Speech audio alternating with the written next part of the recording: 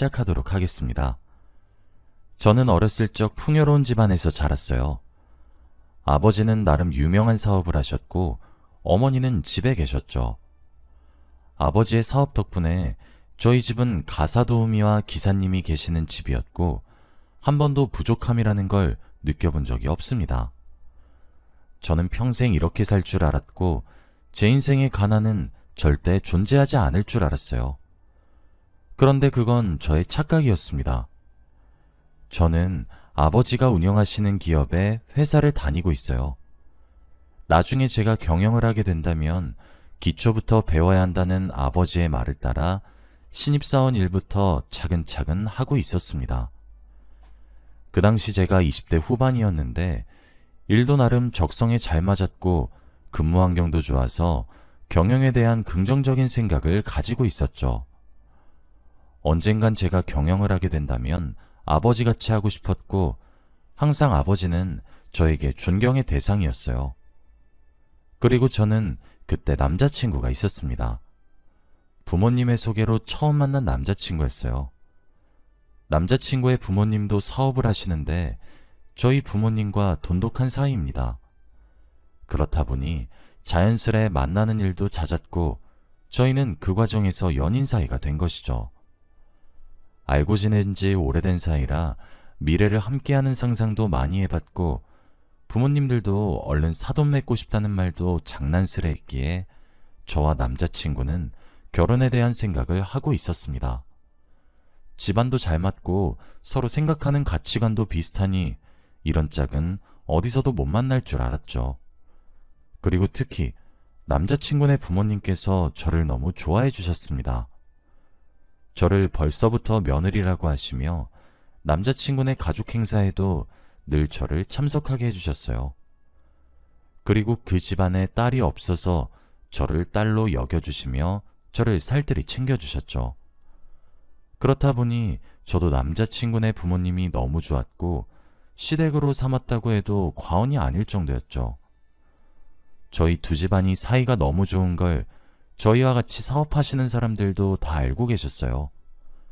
그래서 저희가 20대 후반이 되면 선짜리 제의도 많이 들어오는데 이미 결혼할 사이라는 걸 눈치채셨는지 저와 남자친구 집안과 사돈을 맺고 싶다는 사람은 없었죠.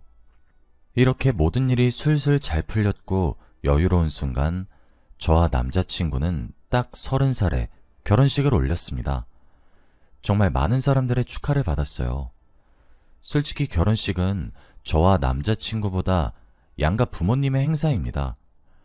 사업을 하시는 분들은 인맥이 중요하니 저희의 결혼식을 빌미로 많은 사람들을 뵙게 되고 거기서 다양한 이야기들이 오고 가죠. 그래서 저희보다 양가 부모님들이 주목을 더 많이 받았습니다. 저와 남자친구는 이미 예상을 했던 상황이었고 저희는 조용히 결혼식을 끝마쳤어요. 저는 드디어 유부녀가 되었습니다. 결혼하기 전 예상했던 것과 같이 저의 결혼 생활은 너무나 행복했어요. 결혼을 하니 확실히 심적으로 안정적이기도 하고 늘 제 편이 있다는 것 자체가 좋았습니다. 남편과 저는 워낙 잘 맞아서 싸울 일도 없었고 금슬도 좋았기에 더할 나위 없이 행복했죠. 그런데 왜 불행은 갑작스럽게 찾아오는 걸까요? 저는 평생 인생에 아무런 굴곡 없이 살아갈 줄 알았고 고난과 역경과는 거리가 먼 사람인 줄 알았습니다. 하지만 그건 저의 착각이었어요. 그날도 여느 때와 다름없이 평범한 날이었습니다. 저는 신혼집에서 출근을 했고 아버지도 회사로 출근을 하셨죠. 원래 같은 회사에 있어도 얼굴을 잘 보지 않아서 아버지가 출근을 잘하신 줄 알았습니다. 그런데 오전 업무를 하던 와중 어머니에게서 전화가 왔죠. 원래 일을 할 때는 문자를 하는 편이라 전화가 오신 건 무언가 급한 일이 생긴 거라고 생각이 들었고 저는 조용히 휴게실로 가서 전화를 받았어요. 그런데 전화기 너머 어머니는 오열을 하고 계셨습니다. 그리고 지금 당장 대학병원으로 오라고 했죠.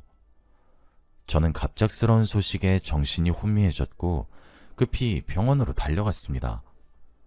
회사 직원들이 무슨 일이냐고 물어봤지만 저는 대답할 정신도 없었고 대충 외투만 챙겨 바로 나갔습니다. 그리고 병원에 도착했어요. 수술방 앞에서 어머니가 울고 계셨습니다. 어머니 옆에 가서 같이 기다렸어요. 그런데 수술방 앞에서 몇 시간이나 기다려도 수술은 끝나지 않았습니다. 생각외로 아버지의 상태는 너무 심각했고 수술도 어려웠죠. 결국 해가 다지고 밤이 되어서야 수술이 끝났고 의사 선생님께서 나오셨습니다. 그런데 의사 선생님의 표정이 정말 좋지 않았어요. 저와 어머니에게 어떻게 말을 해야 할지 굉장히 망설이고 계셨죠. 그런데 제 예상과 같이 의사 선생님께서는 충격적인 말씀을 하셨습니다. 최선을 다하긴 했지만 아직 장담하면 안 됩니다. 깨어나실지 안 깨어나실지도 몰라요. 너무 기대는 하지 마세요. 이런 말을 하시며 저희를 지나쳐갔고 저와 어머니는 그 자리에서 통곡을 했죠. 서로 부둥켜 안으며 펑펑 울었습니다. 며칠 전까지만 해도 전화 통화를 하며 같이 웃었던 아버지가 어떻게 하루아침에 생사를 오가는 사람이 될 수 있나요? 하루아침에 눈도 못 뜨시는 아버지를 보고 정말 많은 생각이 들었습니다. 어머니는 아버지 옆에서 하루 종일 간호를 하셨고 저는 회사에 출근을 해도 머릿속엔 아버지밖에 없었죠. 남편과 시어머니도 아버지를 뵈러 병원에 오셨습니다. 저희는 며칠 동안이나 간절하게 아버지가 일어나시길 바랬어요. 제발 더도 말고 덜도 말고 아버지가 눈만 뜨셨으면 좋겠다고 생각했습니다. 하지만 저희의 간절한 바람에도 불구하고 아버지는 세상을 떠나시고 말았어요.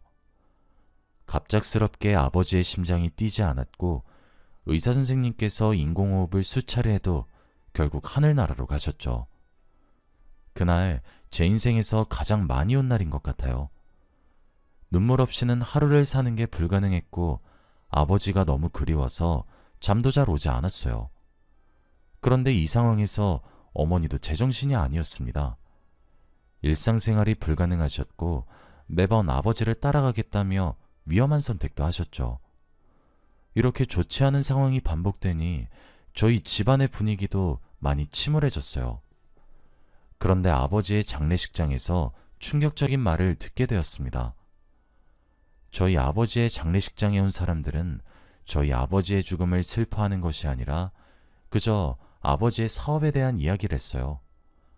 아버지가 갑작스럽게 돌아가시면 누가 회사를 물려받고 이 집안은 대체 어떻게 되는 거냐고 말이죠. 다들 이런 이야기만 수군대는데 아무도 저희 아버지의 죽음에는 관심이 없으니까 너무 속상했습니다. 그런데 제 주위 사람들도 이런 이야기를 했습니다. 정말 믿었고 의지했던 시댁 식구들도 저희 아버지의 사업에 대한 이야기만 하셨어요. 앞으로 회사는 어떻게 되는 것이며 재산은 얼마나 남겨놨냐는 등 이런 말을 했습니다. 결국 시댁 사람들도 저희 집안의 돈에 관심이 많았던 사람이라는 것을 알게 되었죠. 그날 처음으로 시어머니를 째려보며 그만하라고 했어요. 항상 웃으면서 시어머니를 대했는데 그날은 도저히 못 참겠더라고요. 제가 알던 시어머니와 전혀 다른 모습이었으니 말이죠. 그런데 그 순간 시어머니도 돌변하셨습니다. 저를 쳐다보시며 대놓고 막말을 하셨죠.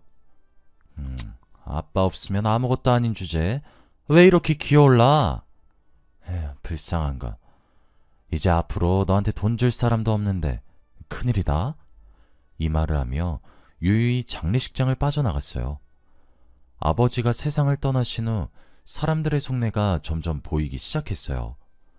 아버지가 살아계실 때는 몰랐던 검은 속내 말이죠. 다들 아버지가 돌아가시자마자 자신의 내면을 드러내는데 정말 배신감이 들고 소름이 끼칩니다. 아버지는 그것도 모르시고 이런 사람들을 믿어왔던 거잖아요. 정말 세상엔 아무도 믿을 사람이 없다는 걸 다시 한번 깨닫게 되었습니다. 장례식이 끝나고 저는 다시 일상으로 돌아갔어요. 아버지가 없어서 빈자리가 많이 크긴 했지만 저는 티내지 않으려 했습니다. 저는 조금씩 아픔을 치유하고 있었지만 단 한 사람은 아직도 과거에 살고 있었어요. 바로 저희 어머니입니다. 어머니는 하루 종일 울며 아버지의 채취를 그리워하셨어요. 집에서 한 발자국도 나오지 않으셨고 걱정이 되어 친정에 방문을 해도 저를 본체만 제하셨죠. 그날도 저는 어머니가 걱정이 되어 퇴근을 하고 친정으로 갔습니다. 어머니가 좋아하시는 음식을 잔뜩 사서 갔는데 집이 텅텅 비어 있었어요. 그리고 엄청나게 많은 여행 가방들이 쌓여 있었습니다. 저는 어머니가 이사라도 가시나 싶었죠. 그런데 어머니는 갑자기 진지하게 저를 식탁에 앉히셨고 한 서류를 저에게 건넸습니다. 저는 영문도 모른 채 그 종이를 들어 읽었는데 그건 아버지의 사망보험금에 관련된 내용이었어요. 제가 종이를 들고 당황해하고 있는데 그 순간 어머니는 저에게 충격적인 말씀을 하셨습니다. 사실 난 네 친엄마가 아니야. 저는 그 말에 넋이 나갔고 할 말을 잃었어요. 어머니는 저에게 제 친엄마는 따로 있다고 했고 자신은 아버지가 이혼을 하고 재혼한 여자라고 했죠. 저는 그것도 모르고 평생 살아온 것이었습니다. 어머니는 아버지 때문에 저를 딸로 여겼었는데 이제는 사랑하는 아버지가 없으니 저를 딸로 여길 필요가 없대요. 아버지가 남겨놓으신 사망보험금으로 평생 살겠다고 하셨습니다. 대체 이게 무슨 상황인지 도저히 납득이 되지 않았어요. 어떻게 저에게 이런 일이 일어날 수 있나요? 30년이 넘도록 친엄마라고 믿었던 사람이 알고 보니 남이라뇨. 저는 그 종이를 든 채로 돌처럼 굳어버렸고 어머니는 이런 저를 두고 짐을 챙겨 집에서 나갔습니다. 그게 어머니의 마지막 모습이에요. 뒤통수를 맞은 느낌이 들었고 배신감이 어마무시하게 들었습니다. 그리고 저는 일상생활로의 복귀도 너무 힘들었어요. 너무 많은 사실들이 한 번에 드러나니까 아무것도 하기 싫더라고요. 도대체 왜 이런 비밀들을 저한테 한 번이라도 말해주지 않았는지 모든 게 다 원망스러웠습니다. 그리고 제가 회사에 출근도 하지 않고 집에서 하루 종일 있으며 우울해하고 있을 때 결국 사건이 터지고 말았어요. 제가 회사에 너무 무관심했던 탓이었는지 결국 아버지의 사업이 망하고 말았습니다. 아버지에 대한 이상한 헛소문도 퍼져서 걷잡을 수도 없었고 결국 직원들도 하나둘씩 떠나서 회사의 주가도 많이 하락했어요. 그래서 결국 아버지가 힘겹게 일군 회사는 문을 닫게 되었습니다. 아버지가 남겨놓은 재산을 다 털어도 빚을 갚기에는 역부족이었어요. 그리고 그 빚은 자연스럽게 저한테 왔습니다. 저는 한순간에 길바닥에 나앉게 되었어요. 불과 몇 달 전까지만 해도 남이 운전해주는 차를 타고 남이 해주는 밥을 먹었는데 이렇게 하루아침에 저는 컵라면 하나 사 먹을 돈도 없는 사람이 되고 말았습니다. 이 현실이 너무 절망적이었어요. 제발 꿈이길 간절히 바라며 매일 밤 잠에 들었고 다음날 눈을 떠도 똑같은 상황에 너무 슬펐죠. 그런데 이런 저를 시댁에서 가만히 내버려뒀겠나요? 시댁에서는 저희 집안 사정도 다 아시고 콩가루 집안이라고 무시를 하셨고 저에게는 빚밖에 없으니 다들 이혼을 하라고 부추기셨습니다. 이런 상황에서 제 편이 되어줘야 하는 남편마저도 저에게 등을 돌렸어요. 자신의 엄마와 한 편이 되어서 이혼을 해달라고 하는데 정말 꼴사나웠습니다. 제가 빚으로 자신들한테 피해를 줄까봐 저를 하루라도 빨리 떨쳐내려고 했고 저는 물러서지 않았어요.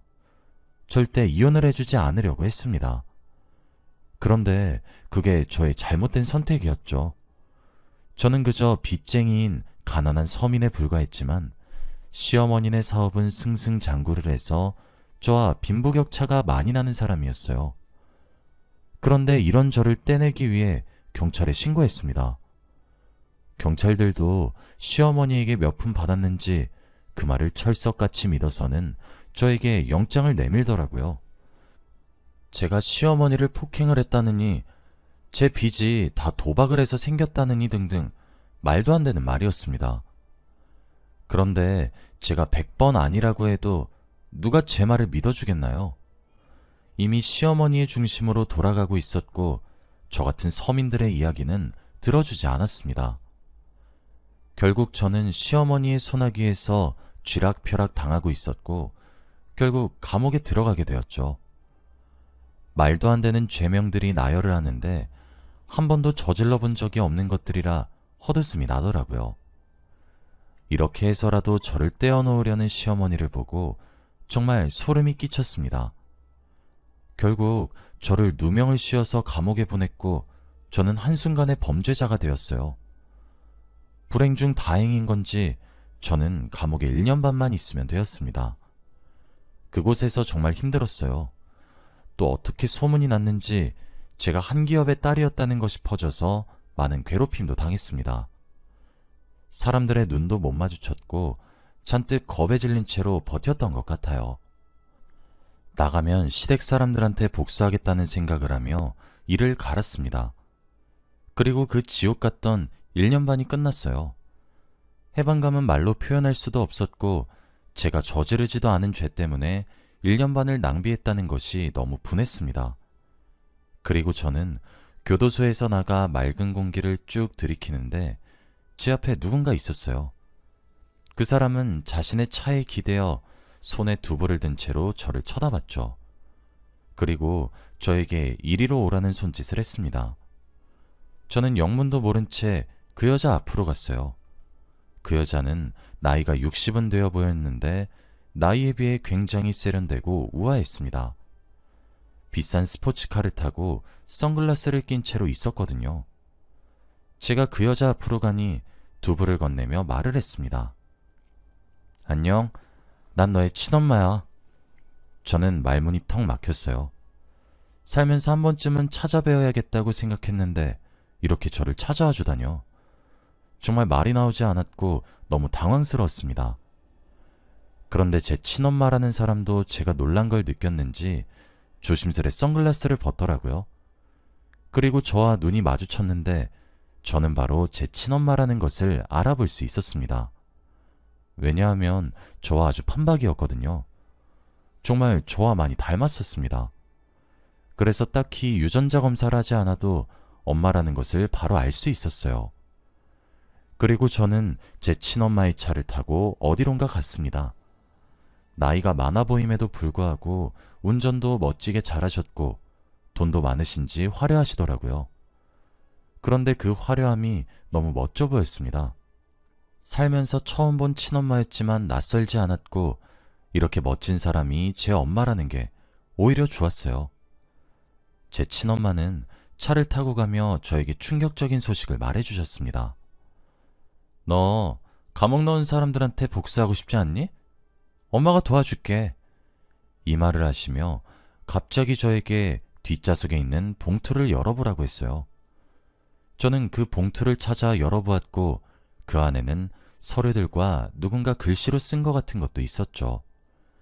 그 자료들을 유심히 보고 저는 말문이 막혔고 입이 떡 벌어졌습니다.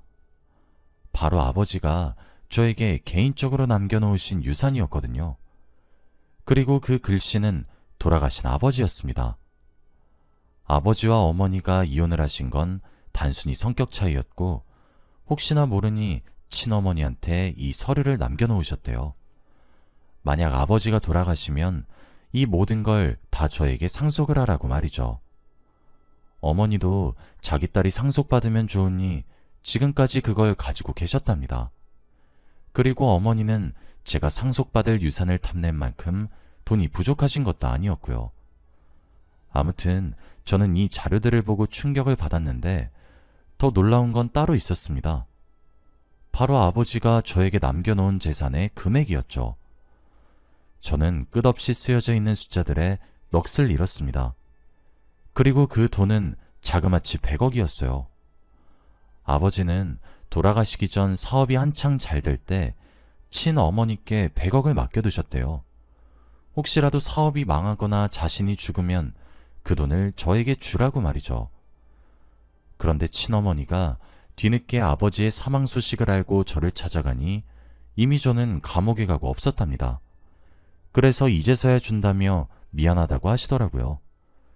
저는 출소하기 전까지만 해도 앞으로 어떻게 먹고 살아야 하며 빚은 어떻게 갚아야 할지 걱정했는데 이런 기적이 저에게 일어났습니다.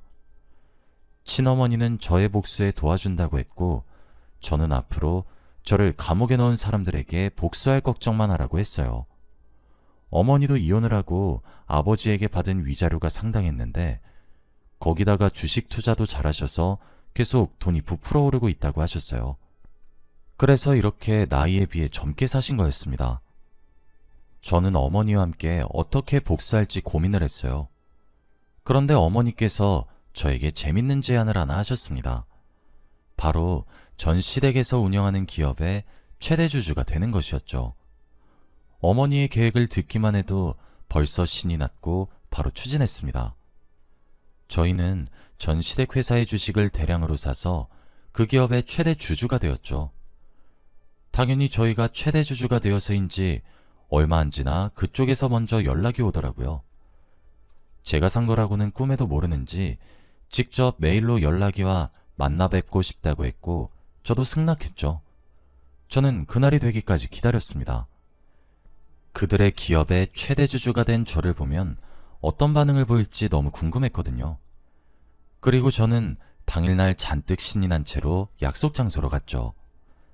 문을 열기 전 심호흡을 했고 어떤 반응을 보일지 머릿속으로 상상했어요.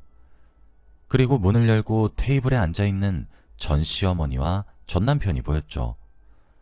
출소 후 그들을 처음 보는 자리였는데 명품으로 온몸을 치장하셨더라고요. 그리고 제가 그들 앞에 다가가니 둘의 표정이 일그러졌습니다.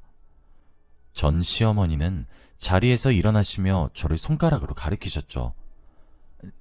네가 어떻게 여기를? 오랜만이에요. 출소 후 처음 뵙죠? 저는 그들 앞에 있는 의자에 앉았고 다리를 꼬고 팔짱을 낀 채로 그들을 쳐다봤습니다. 전 시어머니와 전 남편은 상황 파악이 되지 않았는지 말을 하지 못했고 저를 계속 쳐다봤어요. 얼마 안 지나 상황 파악을 다 하셨는지 두 사람은 저에게 다시 가면을 쓰고 대했어요. 가식적인 웃음을 저에게 보이며 다 옛날의 추억이라는 식의 말을 짓거리는데 정말 화가 났습니다. 어떻게 한 사람의 인생을 망쳐놓고 추억이라는 말을 할 수 있나요? 과거의 일은 모두 다 잊자. 너도 이제 잘 사는 것 같은데 다시 우리 아들이랑 합칠 생각 없니?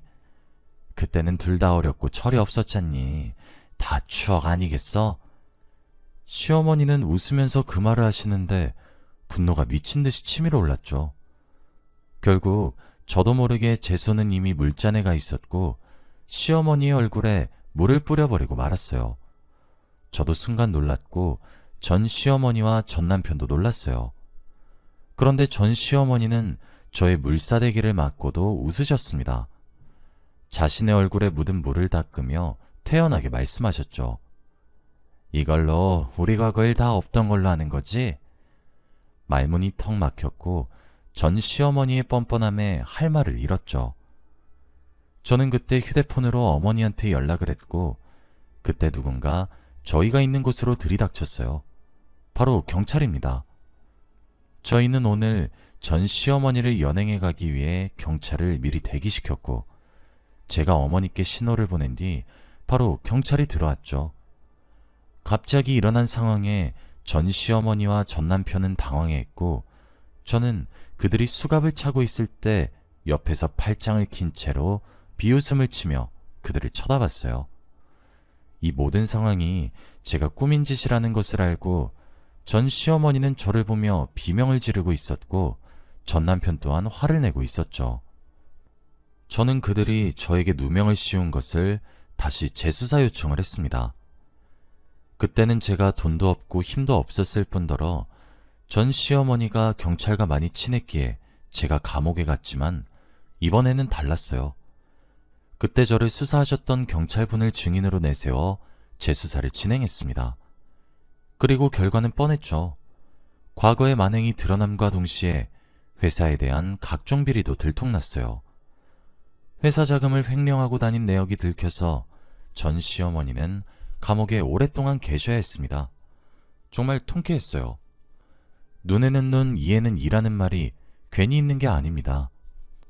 아직도 전 시어머니가 법정에서 저에게 울부짖으며 제발 합의해달라고 했던 장면이 잊혀지지가 않아요. 역시 자기가 저지른 짓은 결국엔 돌아가는 것 같아요. 저는 승소를 했고 다시 일상으로 돌아왔어요. 이 삶이 아직 익숙하진 않지만 그래도 적응해 보려고 합니다.